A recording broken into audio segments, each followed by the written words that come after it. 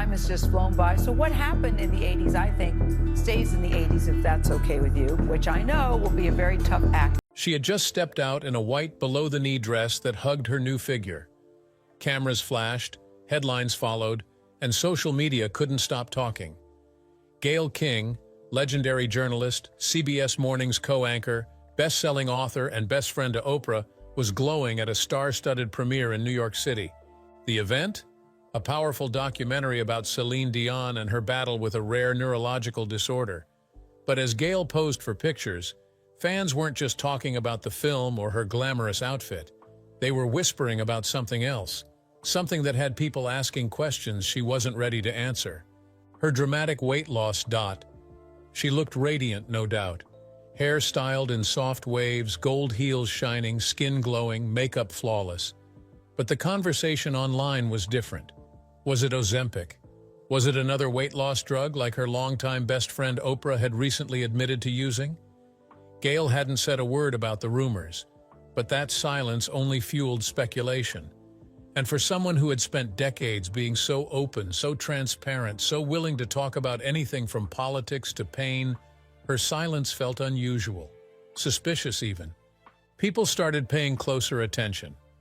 She had just graced the cover of Sports Illustrated swimsuit edition at age 69, an age when most broadcasters are thinking about slowing down, not striking poses in swimsuits on glossy magazine pages. Gayle had joked about the shoot, saying she'd had a cheeseburger before posing and that she requested tasteful cleavage. But what she didn't say was why this transformation seemed to come all at once. She did admit she'd been working out 5 to 6 days a week. She said she was feeling better than ever, but others weren't so sure, because something felt different, not just physically, but emotionally. Behind the confident smile and upbeat tone, there was something more delicate, more personal. And then came her words on mental health. In May 2022, Gayle had written a deeply personal piece about the importance of talking openly about mental health, not just during Awareness Month, but every day. She talked about loss, she talked about suicide, and she talked about how a beautiful face doesn't always mean someone is okay. Her reflection on Cheslie Kryst's death was especially haunting. Cheslie, the former Miss USA, had taken her life despite seemingly having everything. Gayle had spoken with Cheslie's mother and revealed the part of the story that stayed with her most, how Cheslie left a note saying, "Mom, you didn't do anything wrong. In fact, you did everything right." That broke something in Gayle. Because when she shared that, you could see how deeply it affected her. She talked about how people can be suffering even when they're smiling, how we're all just one bad moment away from breaking, and how hard it is to talk about that kind of pain. For someone always smiling on TV, that kind of raw honesty was rare. It made people start wondering whether Gayle herself was going through something she wasn't sharing. Later that year, she mentioned her longtime friend Oprah had been hospitalized after a severe stomach illness that caused dehydration. Gayle told viewers, somewhat cautiously, that she hoped Oprah wouldn't be mad at her for sharing such a personal detail. But what she didn't say out loud, what fans picked up on, was how shaken she looked as she said it. Like maybe health had become a more serious conversation than anyone knew. Soon after, Gayle started skipping events. She was seen less often outside of work. When she did appear, the difference in her appearance was more noticeable. Her CBS colleagues praised her for her fitness and discipline. She laughed it off, talking about workouts, water intake, and Weight Watchers. But by early 2024, those close to her began to sense something had shifted again. She seemed more reflective on air, more measured in her speech. At one point, she opened up about her fear that people aren't always equipped to talk about their pain, especially in public roles. She didn't say she was struggling, but her tone said enough. It was around this time that whispers started behind the scenes, not from tabloids or fans, but from people who worked with her. People who noticed she was taking longer breaks between segments, that she sometimes walked more slowly, that she winced when standing up. And then came the moment that changed everything. She took a few days off from CBS Mornings, something she rarely ever did. The network said it was pre-scheduled time, but sources close to production hinted otherwise. One producer said she had broken down in tears during a commercial break days before. Another said Gayle had recently received unexpected medical news that she wasn't yet ready to make public. The silence from Gayle and the network was deafening. And when she returned to the show, something had changed. She looked determined to smile through it, but even her most loyal viewers could feel it. There was something behind that smile. And then came the surprise. Sources close to her revealed she'd recently been diagnosed with a serious but undisclosed health condition. Something that had required immediate lifestyle changes. Something that required her to rethink everything. Her schedule, her diet, her future. Something that made her step back and consider whether she could continue doing this job with the same energy she'd brought for decades. But Gayle King wasn't navigating any of it alone. Behind the scenes of every professional leap, personal pivot, viral interview, or public rumor stood the same steady force that had been there for nearly 5 decades: Oprah Winfrey. Their friendship didn't blossom on red carpets or during media galas.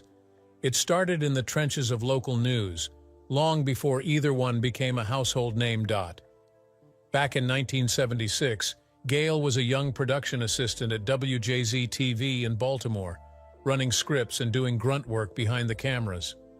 Oprah, just a few years older, was already making waves as a news anchor for the same station. That small newsroom in Baltimore became the birthplace of one of the most iconic friendships in television history. From those early days, their connection deepened not through fame or spotlight, but through late-night chats, sleepovers during snowstorms, and a bond rooted in mutual respect. Gayle would later train as a reporter at WUSA-TV in Washington, D.C., and go on to anchor the news in Kansas City and Hartford, while Oprah's trajectory skyrocketed through Chicago, The Oprah Winfrey Show, and global media dominance. When Oprah launched The Oprah magazine in 1999, she brought Gayle on board as an editor. When Gayle's talk show on OWN ended in 2011, it was Oprah who stood behind her as she stepped into national morning television with CBS.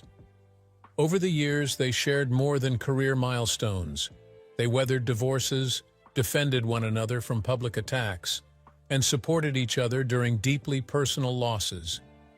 Gayle's daughter, Kirby, and her son, Will, practically grew up knowing Oprah as a second mother, while Gayle remained Oprah's emotional anchor away from the spotlight.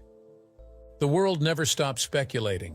People asked questions, some curious, some inappropriate. Were they more than friends?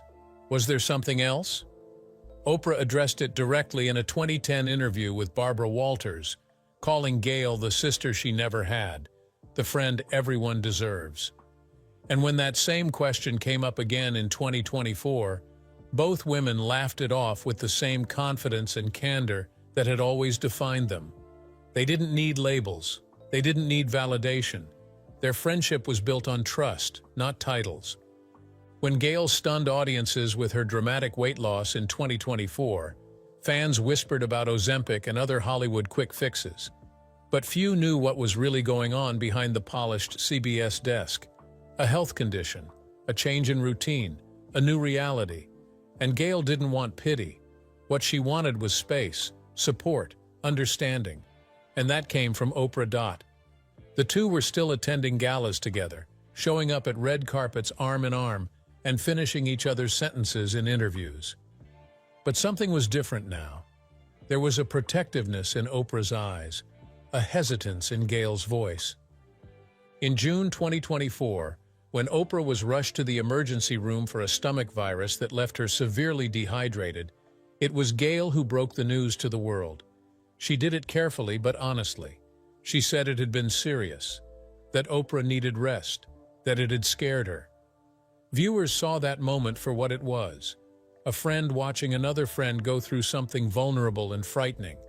But what most missed was that Gayle wasn't just talking about Oprah. She was talking about both of them. That moment shifted things. Because while Oprah had been through the ER, Gayle was quietly dealing with something equally pressing. Something that didn't just affect her health, but her future at CBS.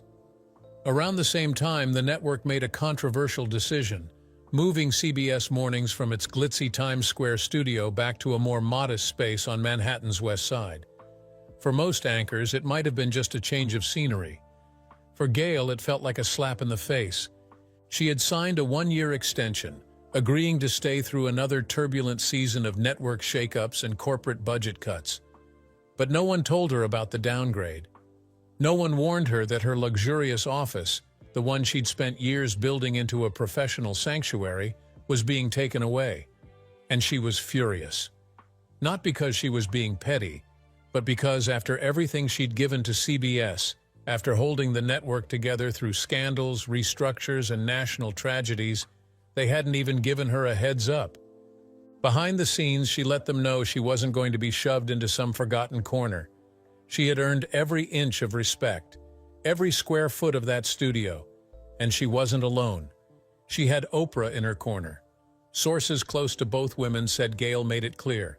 If CBS wanted her to stay, they had to treat her like the icon she was. Not a placeholder, not a cost to trim. And Oprah? She backed her up. That friendship had always been a force, not just because of their history, but because of the way they moved through the world.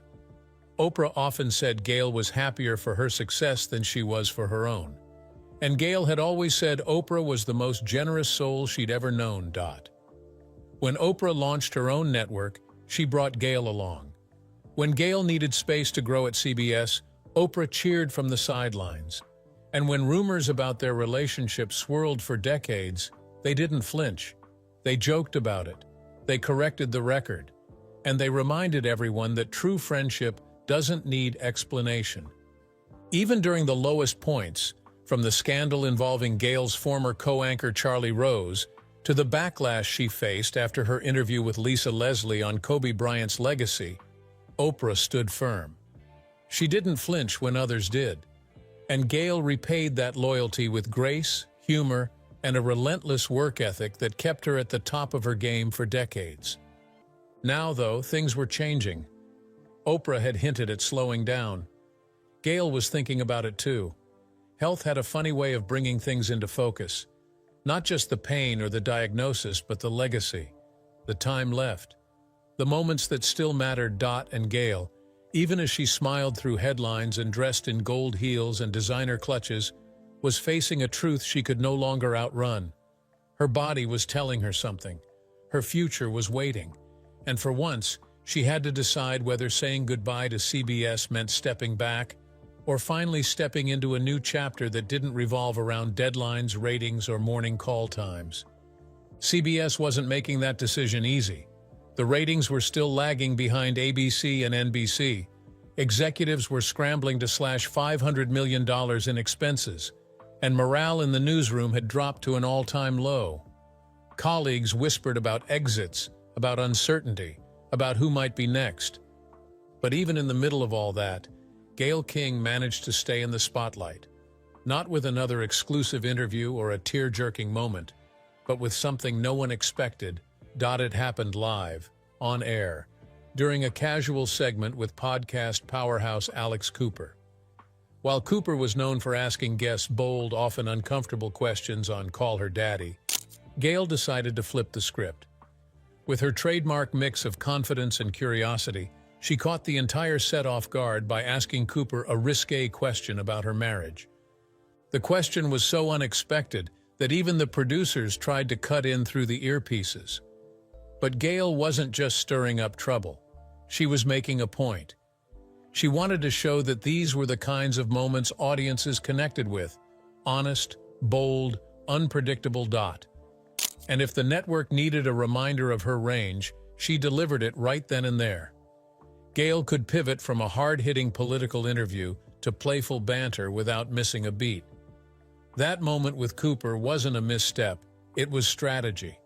It was her proving, yet again, that she knew how to create TV people couldn't stop talking about. But even as she joked and smiled through segments, big changes were unfolding behind the scenes. Because while Gayle was still showing up for her audience every morning, she was also preparing for a journey unlike anything she'd ever done before. This spring, Gayle King is scheduled to launch into space as part of Blue Origin's historic all-female crew. That's right. At 70 years old, she's suiting up alongside pop icon Katy Perry, journalist Lauren Sanchez, NASA scientist Aisha Bowe, civil rights advocate Amanda Nguyen, and producer Carrie-Anne Flynn. The mission, named NS-31, will push beyond the Kármán line, 62 miles above Earth's surface, into true outer space. They'll ascend at more than 3 times the speed of sound, unbuckle their seats, and float weightlessly for several minutes before returning. The significance of this flight can't be overstated. Not since Valentina Tereshkova's solo mission in 1963 has an all-female crew embarked on something this bold. For Gayle, the experience represents more than a scientific milestone. It's personal. After decades on Earth covering stories from every angle, she now gets to witness something few humans ever have. She isn't just reporting history anymore, she's becoming it. But Gayle's adventures haven't just been galactic. Her personal life has also been filled with emotional highs. Just a few months ago, her son William Bumpus Jr., now 37, married Elise Smith in an unforgettable ceremony held at none other than Oprah Winfrey's house. Gayle has long referred to Will as her favorite son, since he's her only one, and she's made no secret of how thrilled she is about her new daughter-in-law. The couple's wedding was filled with meaning. They met on the 2nd of a month. They got engaged on the 2nd of a month, and they married on June 2nd. Gayle shared the entire story on air, glowing with pride, as photos rolled across the screen. Oprah naturally was front and center at the event, graciously offering her home for the ceremony and joking with Gayle about her very reasonable venue prices. The setting was stunning, but what touched Gayle most were the vows. When her son said, "I know the man I am, but with you I know the man I want to be," she admitted it gave her chills. Watching her children build families of their own while she continued to explore new frontiers in her life gave her a powerful sense of fulfillment. And yet, despite all these career highlights, family milestones, and soon-to-be space adventures, there was still a cloud hanging over Gayle's future. Something had changed. The diagnosis she received earlier this year may not have been publicized, but it sparked a shift in her mindset. That diagnosis, paired with CBS's instability and her desire to spend more time with her growing family, pushed her to rethink her place in the daily broadcast world. Maybe she wasn't leaving media altogether, but maybe the daily grind, the relentless schedule, the pressure to prop up ratings that weren't her fault, maybe that part was done. So when the whispers started, people didn't want to believe them. Gayle King stepping down? It couldn't be. She's been the steady presence every morning for more than a decade, the calm in the storm, the voice that could interview presidents one day and pop stars the next. But when a woman like Gayle starts saying goodbye, she does it in her own way, with grace, purpose, and clarity. She's not vanishing from public life. She's evolving, from news anchor to space traveler, from reporter to proud mother-in-law, from asking the hard questions to finally answering one for herself. What kind of life does she want now?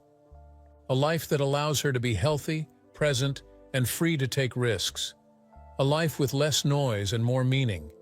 A life that still reaches millions, but no longer has to happen before sunrise. As she prepares to float through space, laugh with her daughter-in-law, celebrate her son's milestones, and possibly close the chapter on CBS mornings, Gayle is showing everyone watching that reinvention isn't a setback. It's the reward. And maybe that's what this moment is all about. Maybe her decision to say goodbye isn't about walking away from something broken. Maybe it's about stepping into something bigger, something lighter, something that finally lets her breathe.